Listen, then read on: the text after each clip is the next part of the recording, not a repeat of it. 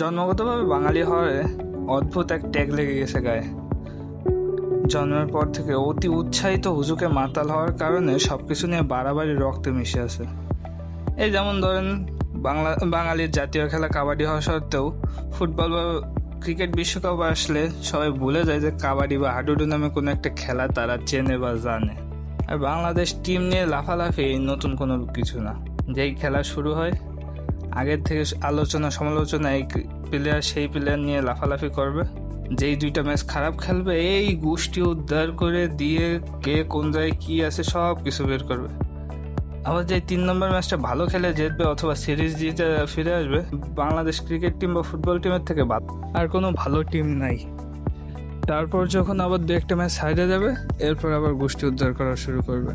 এই গত one day world কাপে যে একটু খারাপ পারফরমেন্স করলো, মাত্র 1 বা 2টা ম্যাচ জেতার পর যখন ব্যর্থভাবে ফিরে আসলো, দলটা সম্পূর্ণভাবে ভেঙে পড়লো, তখন কোথায় বাঙালি হিসাবে তাদের পাশে দাঁড়াবে, সান্ত্বনা দেবে, তার থেকে বেশি ভৎসনার মায়ের দোয়া ক্রিকেট টিম নাম দেওয়া হলো।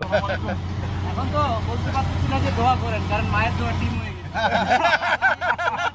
একটা সাবেক ক্যাপ্টেনের মনে কতটা ক্ষোভ তৈরি হইলে সে সাংবাদিকদের বলে যে আমরা তো আর দোয়া চাইতে পারি না, আমরা তো এখন মায়ের দোয়া ক্রিকেট টিম হয়ে গেছি।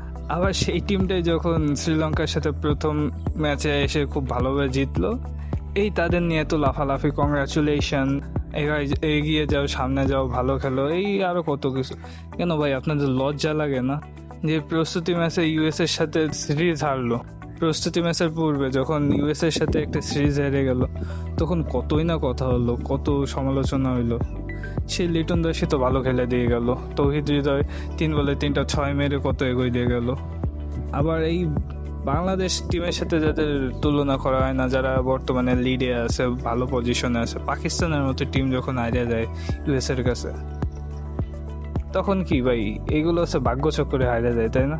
আর বাংলাদেশগুলো ইচ্ছা করে তারা যায় ঘুরতে, তারা যায় শোরুম উদ্বোধন করতে, অনুষ্ঠানে। এইগুলো ঠিক না।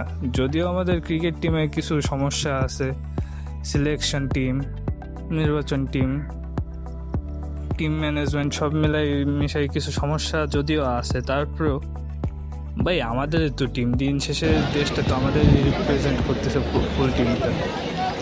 তাদের নিয়ে এত সমালোচনা করার তো কিছু নেই। আবার যখন ভালো খেলতেছে, ভালো পজিশনে আছে, তখন যে আপনারা ঠিকই দেশের মাথায় নিয়ে লাফালাফি করেন। ভাই এইসব বন্ডামে বাদ দিয়ে নিজের দেশে সাপোর্ট করেন, নাইলে টোটালি খেলা দেখা বন্ধ করে দেন।